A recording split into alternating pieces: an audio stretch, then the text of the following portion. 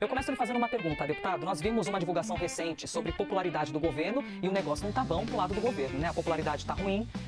Em algumas pesquisas já aparece como um recorde de impopularidade. Quero ouvir o olhar do senhor de dentro do Congresso. Parte do trabalho de um governo diz respeito aos assuntos que passam pelo Congresso. E se o Congresso não vota, se o Congresso não é maioria do governo, também esses assuntos não vão adiante. De que maneira tem sido esse cenário recentemente para vocês?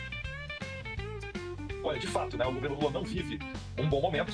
E eu gosto sempre de recordar que nas duas oportunidades que nós tivemos impeachment no Brasil, com Fernando Collor e com Dilma Rousseff, em ambos existiu uma combinação de fatores, que foi uma crise econômica e baixa popularidade do presidente. Então, como eu, pelo menos, entendo que o Brasil está indo ladeira abaixo na área econômica, entendo que esse ano pode ser um ano em que realmente possa ocorrer o impeachment do Lula. As pessoas que foram enganadas por ele, acreditando que teriam picanha e cervejinha, já estão caindo na real.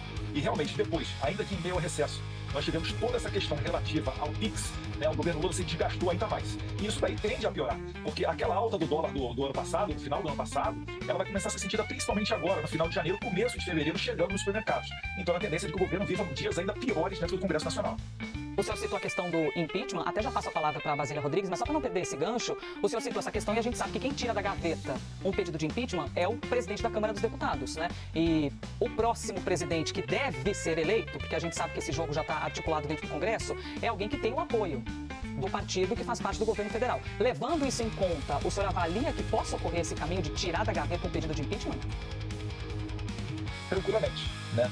Todo impeachment, quando começa a se falar impeachment, sempre os presidentes da casa, seja ele Eduardo Cunha, ou mesmo em outras oportunidades, sempre falam que não colocará adiante. Mas aí vem a pressão popular, com a população na rua. E já está sendo marcada uma manifestação para março, né? Uma manifestação que deve ocorrer em todo o país. Ao exemplo do que ocorreu com a Dilma Rousseff, essa pressão pode perfeitamente fazer com que o presidente desengavete esse pedido de impeachment. Eu acabei de ver uma notícia recente agora aqui do Marcos Pereira, que é o 01 do Partido Republicano, e ele dizendo que em 2026 a tendência é que ele esteja mais ao centro-direita. Então, quando você vê partidos mais de centro direcionando, se encaminhando mais para a direita, visando as próximas eleições, isso aí também é outro indicativo dessa possibilidade. Talvez na data de hoje, né, não tenha-se ainda o clima perfeito para se pautar o impeachment, mas nada impede que isso aí venha, como eu falei, com o agravamento com a piora da economia e também com a pressão popular. Acho que é totalmente factível que a gente tenha esse cenário até o final desse ano. Deputado, obrigada por ter aceitado o convite para estar aqui ao vivo com a gente, neste horário, dentro do Live CNN. Já falou que este ano pode ser o ano de fazer avançar um pedido de impeachment contra o presidente Lula, também um ano considerado de avanço no julgamento sobre o ex-presidente Jair Bolsonaro e o antigo governo e a chamada tentativa de golpe aqui no Brasil, né, a investigação da Polícia Federal.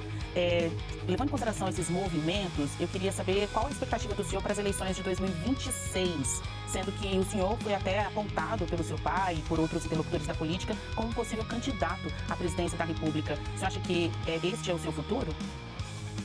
Obrigado pela pergunta, Bazia, bem pertinente. Deixa eu primeiro só contextualizar. O presidente Jair Bolsonaro ele falou numa entrevista sobre eventuais nomes. Na verdade, ele foi perguntado pela entrevistadora, né, sobre eventuais nomes para concorrer em 2026, caso ele não fosse concorrer. Ele não falou que vou apoiar fulano ou ciclano ou Eduardo ou qualquer outra pessoa. Ele segue sendo o nosso candidato.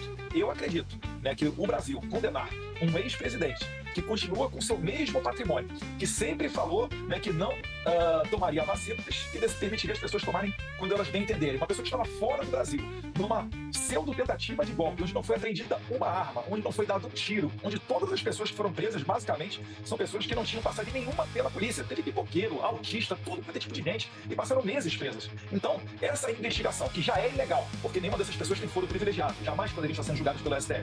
Então, essas pessoas, nessa investigação, isso daí já corrobora a total perseguição que a gente está sofrendo. E eu gosto muito, para finalizar, de comparar com os Estados Unidos. O Trump também sofreu essa perseguição, que em inglês se dá o nome de lawfare, né, o ativismo judicial.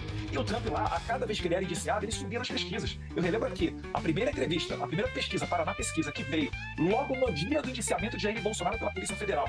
E essa pesquisa continuou nos 2 dias subsequentes. Essa pesquisa, pela primeira vez, colocou Bolsonaro à frente de Lula, quase fora da margem de erro. Ou seja, aconteceu nos Estados Unidos. E eu, como acompanhei nos Estados Unidos, eu praticamente estou tendo um déjà vu aqui no Brasil. Essa perseguição, até determinado ponto, né, ela é até positiva do ponto de vista político.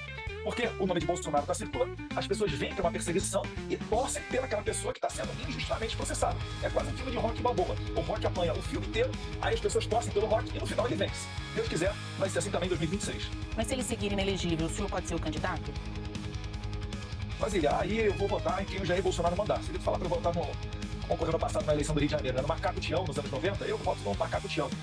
O deputado, então, respondeu que votará em quem Jair Bolsonaro disser, mas não respondeu que poderia ser o senhor mesmo. Mas deixamos aqui no ar, né? Deixamos aqui no ar e... Eu fico feliz com a menção do meu pai.